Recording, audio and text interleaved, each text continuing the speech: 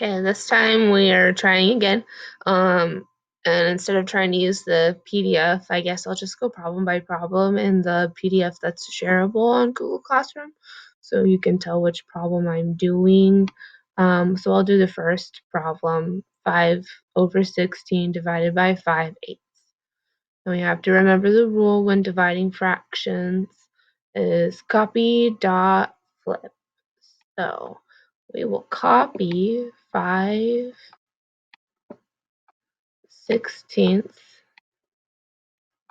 Whoa, I'm bad at drawing this. Dot, so we're switching to multiplication. And then what was it? 5/8. So flipping 5/8 to be 8/5. Once you have multiplication for your fractions, you just multiply straight across. You go 5 times 8 is 40 over 16 times 5. Well, I'll chunk that so that I have 10 times 5, and then adding 6 times 5. 10 times 5 is 50, plus 6 times 5 is 30. 50 plus 30 is 80. Now there's a few ways.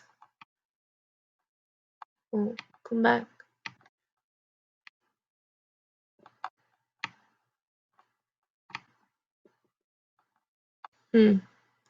Okay, I'll just rewrite it here.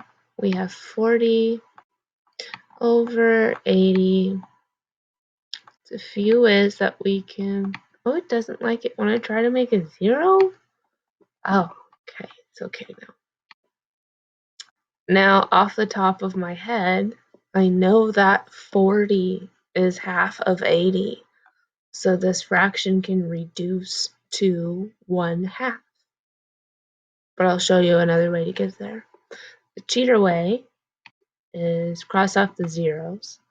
This works because if I divide both the numerator, which is the top number, and the denominator by the same number, which in this case is 10, because they're both divisible by 10, they both end in 0.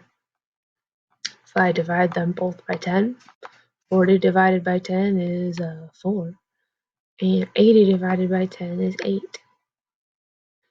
Now this fraction still is not reduced, and once again we could skip a few steps if we remember that 4 is half of 8, so this equals 1/2. Or we could just remember our divisibility rules, and we know that every even number is divisible by 2. So both 4 and 8 are even. We can divide them both by 2.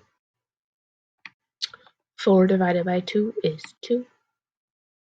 8 divided by 2 is 4. Still have two even numbers. I could quickly remember that 2 is half of 4, so we can reduce this to 1/2. Or I could go 2/4. They're both even, so that means that I can divide them both by 2. And 2 divided by 2 gives me 1. 4 divided by 2 gives me 2.